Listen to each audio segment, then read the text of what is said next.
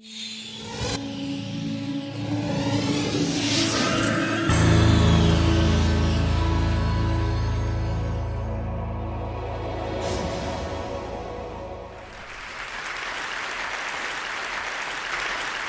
since I was a little girl, seeing Star Wars for the first time, I've been fascinated by this idea of personal robots. And as a little girl, I loved the idea of a robot that interacted with us much more like a helpful, trusted sidekick, something that would delight us, enrich our lives, and help us save a galaxy or two. So I knew robots like that didn't really exist, but I knew I wanted to build them. So 20 years pass. I am now a graduate student at MIT studying artificial intelligence. The year is 1997, and NASA has just landed the first robot on Mars. But robots are still not in our home, ironically. And I remember thinking about all the reasons why that was the case. But one really struck me. Robotics had really been about interacting with things, not with people. Certainly not in a social way that would be natural for us and would really help have people accept robots into our daily lives. For me, that was the white space. That's what robots could not do yet. And so that year, I started to build this robot Kismet, the world's first social robot. So 3 years later, a lot of programming, working with other graduate students in the lab, Kismet was ready to start interacting with people. Kid, I want to show you something. This is a watch that my girlfriend gave me. Oh, the hell? Yeah, look, it's got a little blue light in it too. You're like, I almost lost it this week. So Kismet interacted with people a lot like kind of a nonverbal child or preverbal child, which I assume was fitting because it was really the first of its kind. It didn't speak language, but it didn't matter. This little robot was somehow able to tap into something deeply social within us. And with that, the promise of an entirely new way we could interact with robots. So over the past several years, I've been continuing to explore this interpersonal dimension of robots, now at the Media Lab with my own team of incredibly talented students. And one of my favorite robots is Leonardo. We developed Leonardo in collaboration with Stan Winston Studio. And so I want to show you a special moment for me of Leo. This is Matt Berlin interacting with Leo, introducing Leo to a new object. And because it's new, Leo doesn't really know what to make of it. But sort of like us, he can actually learn about it from watching Matt's reaction. Hello, Leo. Leo, this is Cookie Monster. Can you find Cookie Monster?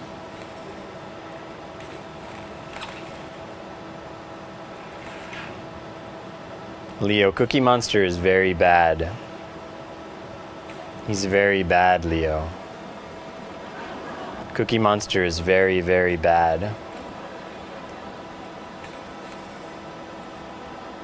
He's a scary monster who wants to get your cookies.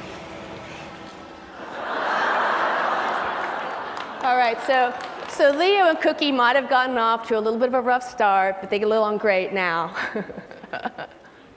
So what I've learned through building these systems is that robots are actually a really intriguing social technology, where it's actually their ability to push our social buttons and to interact with us like a partner that is a core part of their functionality. And with that shift in thinking, we can now start to imagine new questions, new possibilities for robots that we might not have thought about otherwise. But what do I mean when I say push our social buttons? Well, one of the things that we've learned is that if we design these robots to communicate with us using the same body language, the same sort of nonverbal cues that people use, like Nexi, our humanoid robot, is doing here, what we find is that people respond to robots a lot like they respond to people. People use these cues to determine things like how persuasive someone is, how likable, how engaging, how trustworthy. Turns out it's the same for robots. It's turning out now that robots are actually becoming a really interesting new scientific tool to understand human behavior, to answer questions like, how is it that from a brief encounter we're able to make an estimate of how trustworthy another person is? Mimicry is believed to play a role, but how? Is it mimicking a particular gestures that matter? It turns out it's really hard to learn this or understand this from watching people, because when we interact, we do all of these cues automatically. We can't carefully control them because they're subconscious for us. But with a robot, you can. And so in this video here, this is a video taken from David DeSteno's lab at Northeastern University. He's a psychologist we've been collaborating with. There's actually a scientist carefully controlling Nexi's cues to be able to study this question. And the bottom line is the reason why this works is because it turns out people just behave like people, even when interacting with a robot. So given that key insight, we can now start to imagine new kinds of applications for robots. For instance, if robots do respond to our nonverbal cues, maybe they would be a cool new communication technology. So imagine this. What about a robot accessory for your cell phone? You call your friend, she puts her handset in a robot, and bam, you're a MeBot. You can make eye contact, you can talk with your friends, you can move around, you can gesture. Maybe the next best thing to really being there. Or is it? To explore this question, my student Siggy Eldergissen did a study where we brought human participants, people, into our lab to do a collaborative task with a remote collaborator. The task involved things like looking at a set of objects on the table, discussing them in terms of their importance and relevance to performing a certain task. This ended up being a survival task, and then rating them in terms of how valuable and important they thought they were. The remote collaborator was an experimenter from our group where they used one of 3 different technologies to interact with the participants. So the first was just the screen, so this is like video conferencing today. The next was to add mobility, so have the screen on a mobile base. This is sort of like if you're familiar with any of the telepresence robots today, this is sort of mirroring that situation. And then the fully expressive MeBot. So after the interaction, we asked people to rate their quality of interaction with the technology, with the remote collaborator through this technology in a number of different ways. We looked at psychological involvement. How much empathy did you feel for the other person? We looked at overall engagement. And we looked at their desire to cooperate. And this is what we see when they use just the screen. It turns out when you add mobility, just the ability to roll around the table, you get a little more of a boost. And you get even more of a boost when you add the full expression. So it seems like this physical social embodiment actually really makes a difference. Now let's try to put this into a little bit of context. Today we know that families are living further and further apart, and that definitely takes a toll on family relationships and family bonds over distance. For me, I have 3 young boys, and I want them to have a really good relationship with their grandparents, but my parents live thousands of miles away, so they just don't get to see each other that often.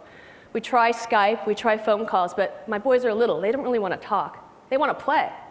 So I love the idea of thinking about robots as a new kind of distance play technology.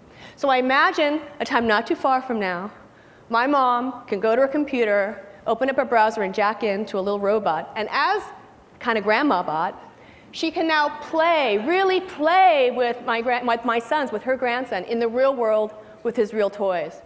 I could imagine grandmothers being able to do social plays with their granddaughters, with their friends, and to be able to share all kinds of other activities around the house, like sharing a bedtime story. And through this sort of technology, being able to be an active participant in their grandchild's lives in a way that's not possible today. Let's think about some other domains, like maybe health. So in the United States today, over 65% of people are either overweight or obese. And now it's a big problem with our children as well. And we know that as you get older in life, if you're obese when you're younger, that can lead to chronic diseases that not only reduce our quality of life, but are a tremendous economic burden on our healthcare system. But if robots can be engaging, if we like to cooperate with robots, if robots are persuasive, maybe a robot can help you maintain a diet and exercise program. Maybe they can help you manage your weight. So sort of like a digital Jiminy, as a well-known fairy tale, the kind of friendly, supportive presence that's always there to be able to help you make the right decision in the right way at the right time to help you form healthy habits. So we actually explored this idea in our lab. This is a robot, Autumn. Corey Kidd developed this robot for his doctoral work, and it was designed to be a robot diet and exercise coach. It had a couple of simple nonverbal skills it could do. It could make eye contact with you. It could share information looking down at a screen. You'd use the screen interface to enter information like how many calories you ate that day, how much exercise you got, and then it could help track that for you. And the robot spoke with a synthetic voice to engage you in a coaching dialogue, modeled after trainers and patients and so forth. And it would build a working alliance with you through that dialogue. It could help you set goals and track your progress, and it would help motivate you. So an interesting question is, does the social embodiment really matter? Does it matter that it's a robot? Is it really just the quality of advice and information that matters? So to explore that question, we did a study in the Boston area where we put 1 of 3 interventions in people's homes for a period of several weeks. One case was the robot, you saw there, Autumn.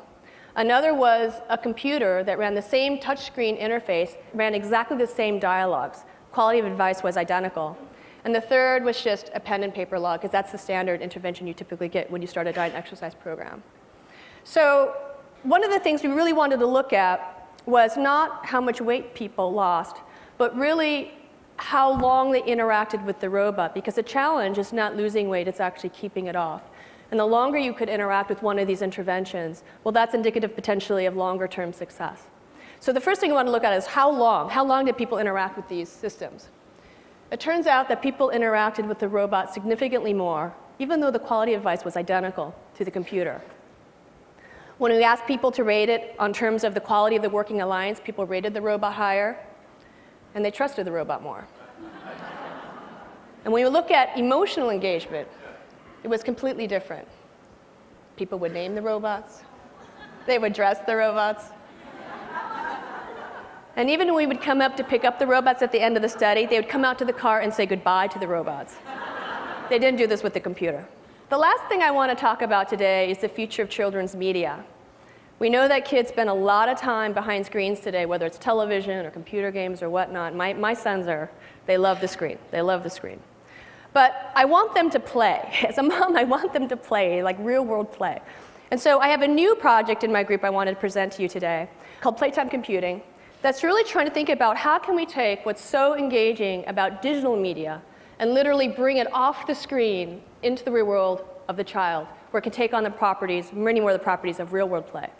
So here's the kind of first exploration of this idea, where characters can be physical or virtual, and where the digital content can literally come off the screen into the world and back.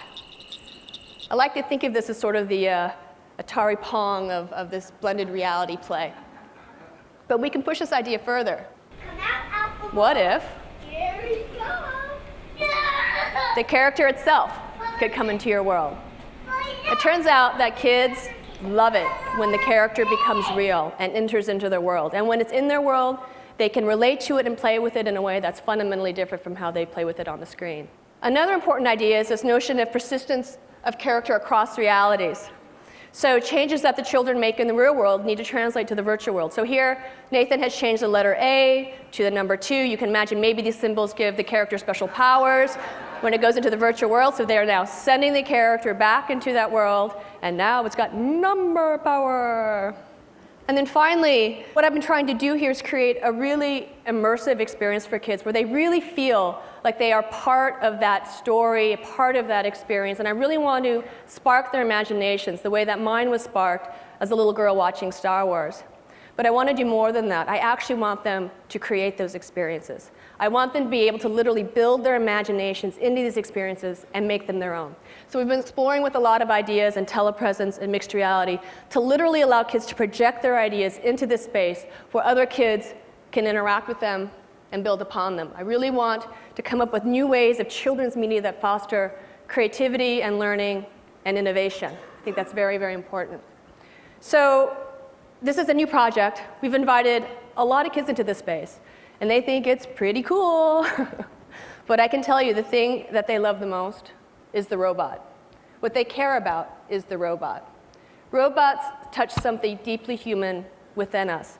And so whether they're helping us to become creative and innovative, or whether they're helping us to feel more deeply connected despite distance, or whether they are our trusted sidekick who's helping us attain our personal goals and becoming our highest and best selves, for me, robots are all about people.